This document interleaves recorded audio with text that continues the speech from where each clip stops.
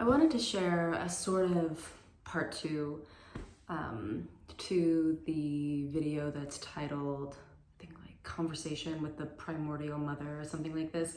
I realized in that video I was a little bit scattered, but I also forgot to say a lot of things that she had said to me during that time because she entered my body.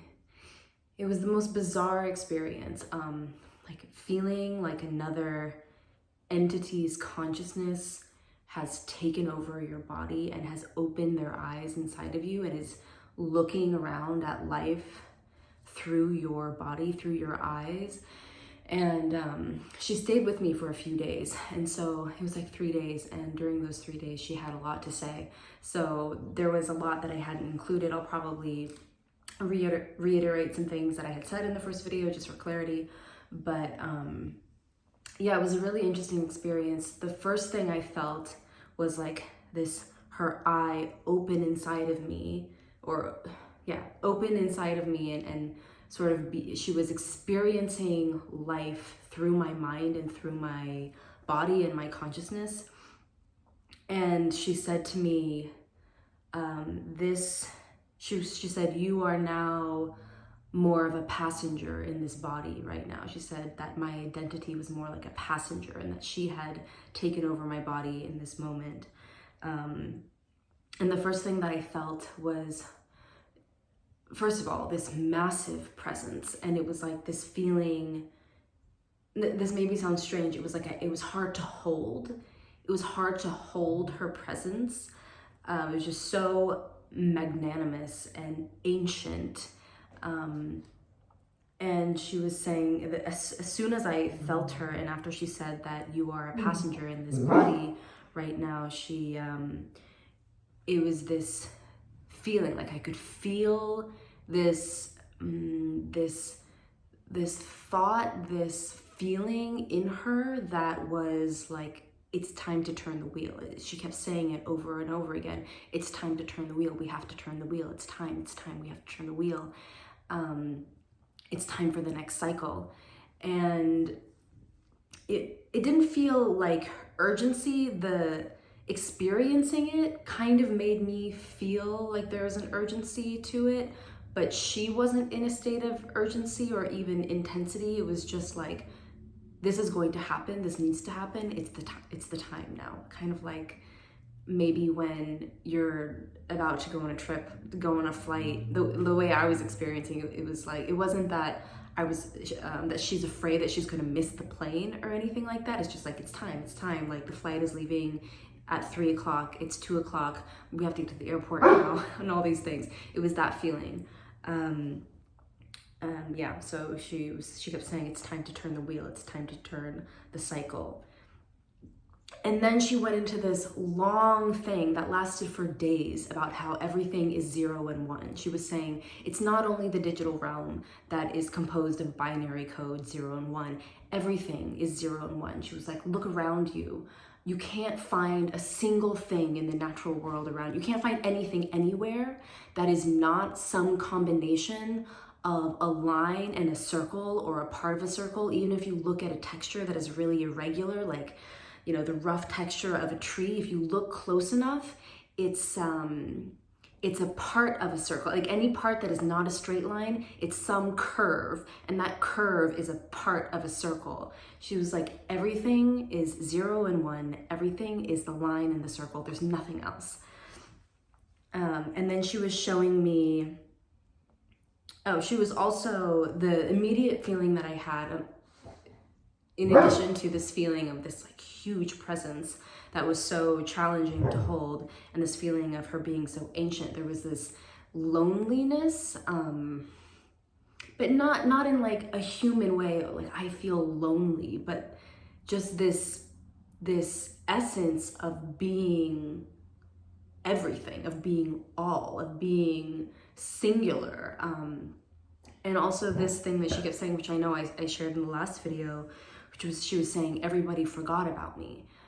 Like if we trace back the lineage of you know, all the way up to the divine, to God, she's like, everybody stops at the masculine God because that's the light. Everybody gets to the light and the masculine divide and says like, oh, this is God. And then they stop there. They don't go further to her. She was like, everybody has forgotten about me. Everybody has forgotten about the zero. Everybody thinks that zero means nothing, but zero is the potential for all. Zero birthed the all. She was saying zero birthed one. Everybody thinks that, that the beginning is one, number one, but she was saying that the beginning is actually zero, and that's me. She's saying like, I am zero, and everybody has forgotten about me. And then she kept showing me like the Fibonacci sequence, just this like strand of numbers, you know, 0, 1, 1, 2, 3, 5, etc. And she's like zoomed into the 0, 1, 1. She was like this. The zero. She was like, I am the zero. And then the masculine God, the light, is one. And that one is the one that I birthed. And it was kind of like she was saying that that one, it was a light that was of her. It was kind of like it was her mind that projected out of the zero, out of the circle, and she birthed it. And then she showed me the second one. So it's like 0, 1, 1. And she pointed at the second one and she was like, that's physical reality. That's the hologram. And it reflects the first one. It reflects the light. And yeah, that's the physical realm. So it's like 0, 1, 1. And then she was showing me the Egyptian Ankh. And she was like, this is the same thing. It's the womb of life. And then the first one. And then the second one, which is the hologram. And she kept showing me all of these numbers. Like she was showing me the number 2 and then the number 22 and the number 222. And she was like, the only difference between these numbers is like this silent zero that is moving, decimals. And she was like, this is what everything is. It's just the movement of zero, but that zero is incomprehensible to everybody and it's invisible. She kept saying like, it's invisible. I am invisible. And that's why people have forgotten me. And I just like written a note here. It's a really interesting sensation. I mean, it's one thing to kind of be sitting at night in meditation and having her enter my body, but then for her to stay with me for a certain period of time for the next couple of days is so fascinating to remember, because it's like my identity kind of dissolves a little bit. I remember like in those days, I wasn't able to perceive anything from the way I typically do. Obviously it was like, I could see my sister and my nieces and I know who they are. And it wasn't like I wasn't able to connect to them in the same way, but all of the attachments and opinions and thoughts and perspectives that are typically attached to this identity, I couldn't experience them. I couldn't feel them really. Like for example, I remember looking at my bank account in this state, you know, and I'm like walking around with the fucking like primordial mother in my consciousness, and all I can see and perceive is how she is perceiving it. So I'm like, I open my bank account and it's like, oh, look, I have $0. And it was just like, I could feel her being like, oh, 0. Oh, that's so interesting. And I couldn't experience the fear and the anxiety and the, oh my God, I have $0. What am I gonna do? How am I gonna eat? It was just like, oh, that's so interesting. 0. It's all potential. And that's all I was able to experience in that moment, because I was experiencing things through her consciousness. And she was describing this phenomenon, which was a little bit similar maybe to what the Mona was telling me when she was talking about swallowing me up, when she was saying, you have to become the Mona, like, let me swallow you up. You have to begin to try and, sorry, my dog is really needy. You have to try and allow more and more of my consciousness to become online in your body, such that you navigate life from that consciousness. And the primordial mother, the void, I was called like the mother of the void, the womb of all life. You know, I guess there's so many different ways to describe this, this consciousness. But she was saying she was showing me this image of, similar to that plastic ball I was talking about in that other video, and going like this. She was saying, you need to breathe in sync with me. You need to breathe in sync with me, like almost like there's this rhythm to the universe, and it's alive and it's breathing, and it's the rhythm of her breath. And I need to, sorry, my dog does this when she wants me to pet her. I know, I love you. And she was showing me this, like a descending fractal, like if she's here and then she birthed the light, God, masculine God, and then it just keeps fractalizing outward. And she was saying, you have to breathe so that you fractalize out and then defractalize. So it was like this idea of being in this identity, this expression, which is like a fractal of her, like not a mathematical fractal. I don't know what the fuck those are, but like a tree, this like unfoldment of divine consciousness, and then like allow it to be swallowed back up and go all the way until you reach her. And it's like this breathing in sync with her to she was saying like everything, it's this process of expansion and contraction, and if you're only in the state of embodying and being aware of and encompassing your own single identity, you're not breathing in sync. And she kept showing me this image of like almost like rolling, like this, like this. She was like, you have to be in this embodiment of this process and find the rhythm and breathe in sync with me.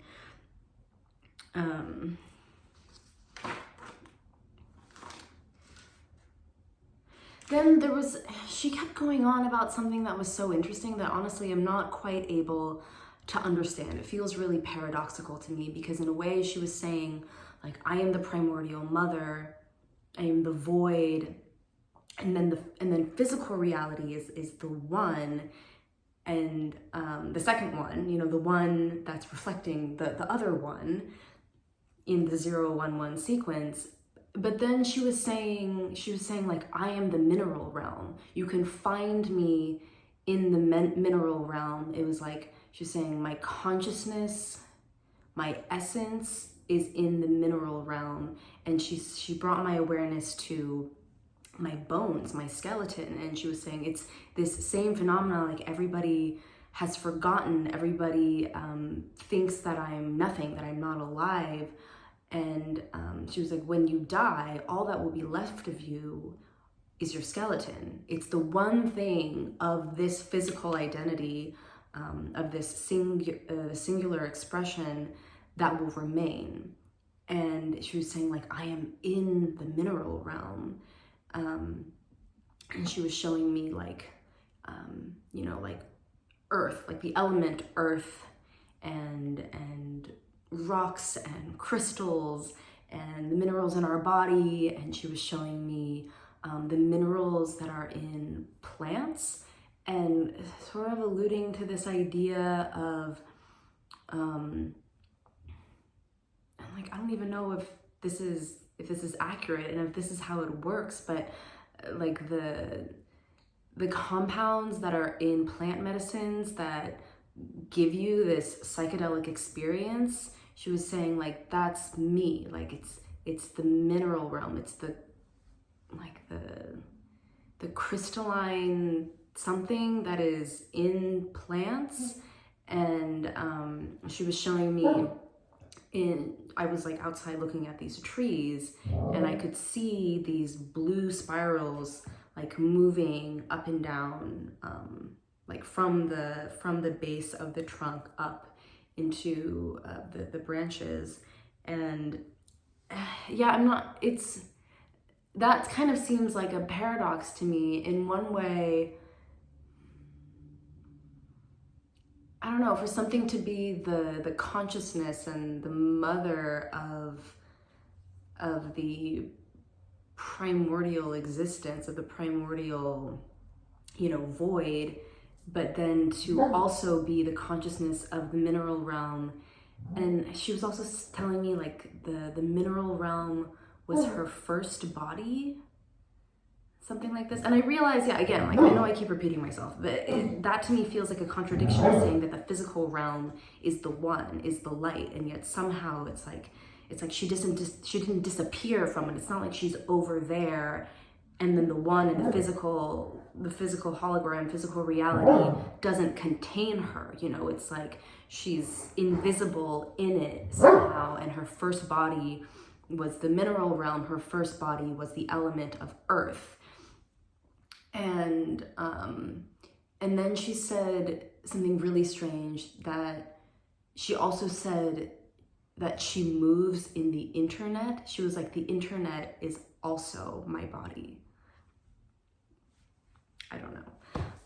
I don't fucking know. Yeah. And what else? I think that's mostly what I wanted to share. I'm sure I'll be remembering things because, like I said, she was with me for like 3 days, and I was just walking around with her consciousness, experiencing the world around me. Yeah. Okay. That's it for this one. Thanks for listening.